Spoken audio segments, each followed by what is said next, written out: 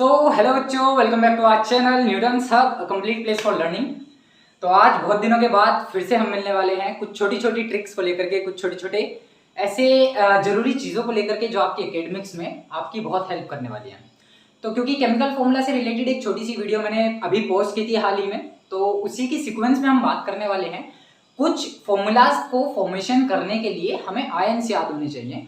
वो आयंस कौन कौन से हैं, वो आयंस का नाम क्या है, उन आयंस को आप कैसे याद रखेंगे, उसके लिए एक छोटी सी टेबुलेट फॉर्म है, उसके लिए एक छोटी सी लिस्ट है। आप लोगों को वो लिस्ट याद करनी होगी। अगर आपने वो लिस्ट याद की और आपने रूल सीख लिया कि किस तरीके से केमिकल फॉर्मूला की फॉर्मेशन होती है, तो आप किसी भी केमिकल फॉर्मूला को आराम से बना सकते हैं। और यहाँ से हमारे पास दो तरीके के क्वेश्चन जनरेट होते हैं। या तो आपको आयंस की वैल्यू दे रखी होगी, आपको आयंस दे रखे होंगे और आपसे कहेगा कि form the chemical formula. Otherwise आपको दूसरा पैटर्न जो मिलेगा वो ये कि केमिकल फॉर्मूला आपको दे करके आपसे कहेगा identify the ions in the chemical formula.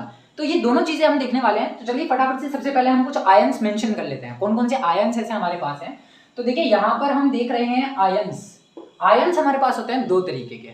Exactly आप सभी लोगों को मालूम है कि आयंस दो ही तरीके के हैं। एक होता है हमारे पास कैटायन और एक होता है हमारे पास एनायन। लास्ट क्लास में हमने काफी बार डिस्कस किया है। केमिस्ट्री के अंदर हम हमेशा डिस्कस करते हैं कि cation means positively charge species, anions means negatively charge species. Cation का मतलब होता है कि ये तब बनते हैं जब कोई एटम या एलिमेंट अपने अंदर से लॉस ऑफ इलेक्ट्रॉन करता है। ये क्या होता है? रिजल्ट्स।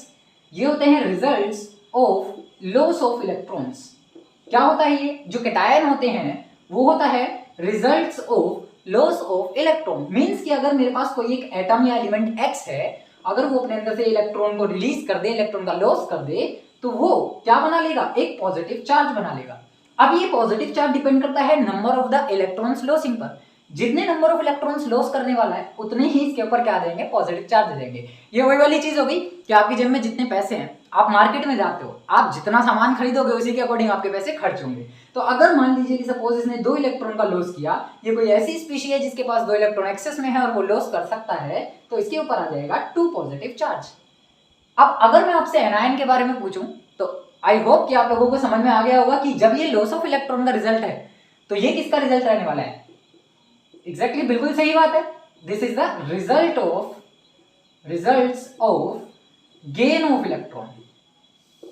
ये किसका रिजल्ट हमें मिलता है?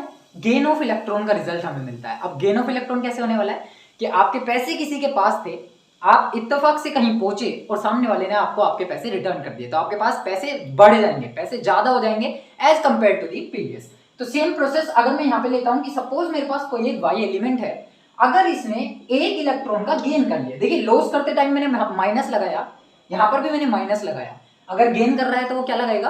प्लस लगाएगा। अगर इसने गेन किया तो वाई पर उतना ही नेगेटिव चार्ज जनरेट हो जाएगा। सेम प्रोसेस, अगर इसने एक इलेक्ट्रॉन का गेन किया तो एक नेगेटिव चार्ज, अगर इसने 2 इलेक्ट्रॉन का गेन किया तो 2 नेगेटिव चार्ज। अब ये प्रोसेस को हम फॉलो करने वाले हैं किसके लिए? आयंस की फॉर्मेशन के लिए। मैं आपको यहाँ पर कुछ आयंस की लिस्ट बताने वाला हूँ। वो आयंस आप लोगों को ध्यान से देखने हैं और उनको याद करने हैं ताकि हम केमिकल फॉर्मूला इजीली बना सकें। तो चलिए फटाफट से स्क्रीनशॉट ले लीजिए, इसका ले लिया स्क्रीनशॉट। ओके चलिए, तो अभी हम जो बात करेंगे वो बात करेंगे मोनो एटॉमिक या मोनोवेलेंट और बाइवेलेंट आयंस को लेकर के। देखिए वीडियो को ज्यादा लेंथी नहीं लेकर के जाऊंगा, छोटे छोटे से कुछ आयंस की बात करूंगा, इसको हम कई पार्ट्स में डिवाइड कर लेंगे। तो सबसे पहले मैं बात कर लेता हूं मोनोवेलेंट। यहां पर मैं लिख देता हूं कैटायन और यहां पर मैं लिख देता हूं एनायन। इससे आप लोगों के लिए फॉर्मूला फॉर्मुलेशन करने के लिए काम आसान हो जाएगा, आप लोगों को कुछ आयंस इजीली याद हो जाएंगे। ठीक है, तो चलिए मोनोवेलेंट का क्या मतलब है? बहुत सारे लोगों के मन में आया होगा कि यार ये मोनोवेलेंट है क्या? तो मोनोवेलेंट का मतलब कुछ हार्ड एंड फास्ट नहीं है, बहुत सिंपल सी चीज है। वेलेंट का मतलब होता है कितना चार्ज जनरेट किया, this is the combining capacity. आप इसको वेलेंट जो वर्ड इसमें आ रहा है, this is the combining capacity. और जो मोनो आ रहा है, मोनो का मीन्स होता है 1, मोनो का मीन्स होता है 1, वेलेंट का मतलब होता है कंबाइनिंग कैपेसिटी। मींस कि एक ऐसा एटम या एक ऐसा एलिमेंट जिसकी कंबाइनिंग कैपेसिटी केवल एक है। अगर कंबाइनिंग कैपेसिटी एक होगी तो उसके ऊपर उतना ही पॉजिटिव चार्ज या उतना ही नेगेटिव चार्ज बनेगा। मींस कि कैटायन पर 1 पॉजिटिव चार्ज बनने वाला है और एनायन पर 1 नेगेटिव चार्ज बनने वाला है। हमको वो स्पीशीज देखनी है जो पॉजिटिव 1 और नेगेटिव 1 वाली है। तो चलिए फटाफट से लिख देते हैं। जैसे मैंने लिखा H positive, lithium positive, sodium positive, potassium positive, rubidium positive, caesium positive and then francium positive. और एक और मैं यहाँ पर मेंशन कर देता हूँ NH4 पॉजिटिव। ये हमारे पास कुछ पॉजिटिव स्पीशीज है, आप लोगों को ये स्पीशीज याद करनी है। इसका नाम क्या होगा? This is hydrogen ion, this is lithium ion, this is sodium ion, this is potassium ion, this is rubidium, this is caesium, francium and this is ammonium. और भी इसमें कुछ स्पीशीज आ जाती हैं, मैं आप लोगों को लिख के दिखा देता हूं, आप इसके स्क्रीनशॉट ले लीजिएगा। सपोज कि कॉपर पॉजिटिव है, मरकरी पॉजिटिव है, और आपके पास चलिए इसका नाम आ जाता है क्यूप्रस आयन, इसका नाम आ जाता है मर्क्यूरस आयन। ये हमारे पास वो स्पीशीज है जो मोनोवेलेंट है। मोनोवेलेंट मीन्स यस, इनकी जो चार्ज है, इनका जो चार्ज नंबर है वो 1 है, इनकी जो कंबाइनिंग कैपेसिटी है वो 1 है। ये तो हो गई हमारी बात किसकी? कैटायन की। आप इसका फटाफट स्क्रीनशॉट लीजिए, फिर हम एनायन की बात कर लेते हैं, क्योंकि हमें एनायन भी मेंशन करना है फॉर दी फॉर्मूला फॉर्मेशन। कोई भी फॉर्मूला बनाने के लिए हमें क्या चाहिए? एक पॉजिटिव और एक नेगेटिव चार्ज। स्क्रीनशॉट ले लीजिए, ले लिया सभी ने? गुड। चलिए तो एनायन की बात कर लेते हैं। अब एनायंस कौन कौन से हैं? एनायंस हमारे पास हैं, जैसे कि मैंने लिखा F नेगेटिव, यहां पर मैंने लिखा Cl negative, Br negative, I negative.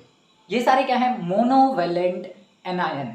इसका नाम क्या है? आप लोगों को अब एक रूल फॉलो करना होगा, एक चीज आपको ध्यान रखनी होगी कि जब कभी भी हम एनायन का नाम लिखते हैं, मोनोवेलेंट एनायन का नाम लिखते हैं, तो उसके नाम के पीछे IDE ऐड कर देते हैं। मीन्स कि इसका नाम फ्लोरीन था, अगर ये सिंपल लिखा जाता, F2 लिखा जाता, तो ये होती फ्लोरीन गैस।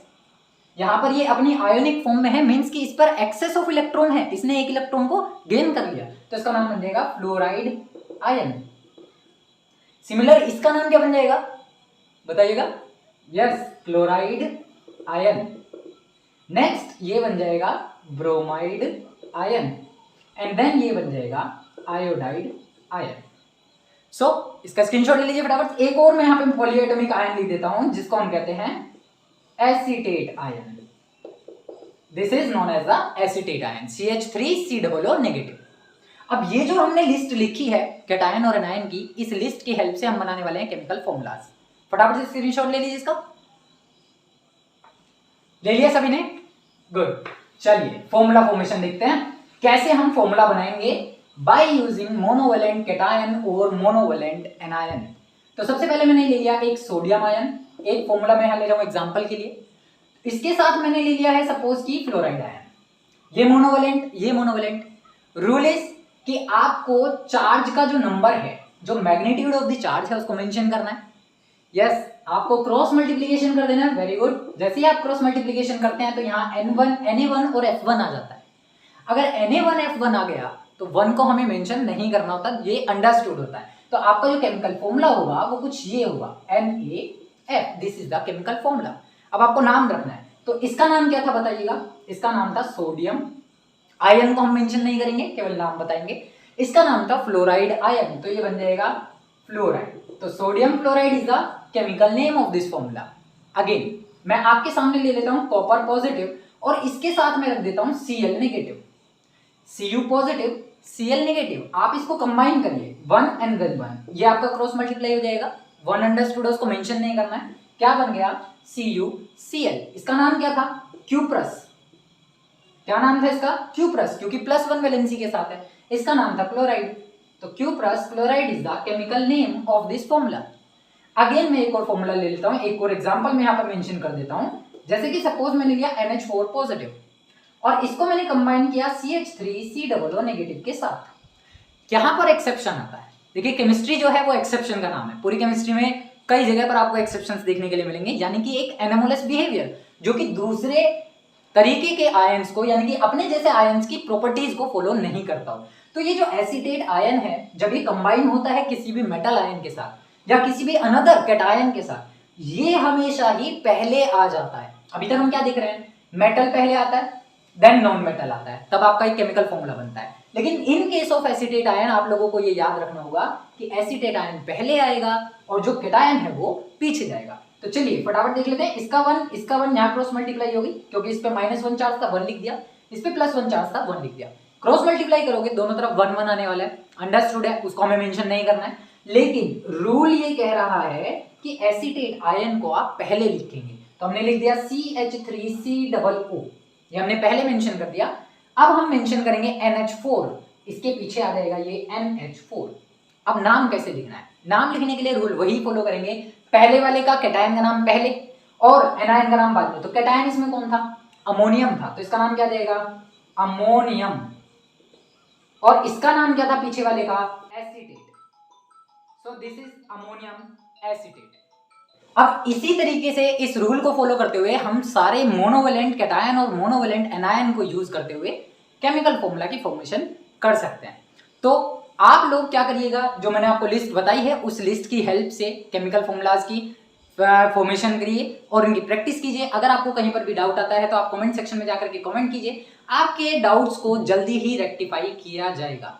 और एक छोटी सी चीज जो मैं हर वीडियो में कहता हूं, आप लोगों को मालूम है, अगर आप चैनल पर पहली बार आए हैं, आपने चैनल अभी तक सब्सक्राइब नहीं किया है, तो चैनल को सब्सक्राइब कर लीजिए, बेल आइकन को प्रेस कर दीजिए, नोटिफिकेशन ऑल पे प्रेस कर दीजिएगा, ताकि आने वाली हर वीडियो का नोटिफिकेशन आप तक पहुंचता रहे।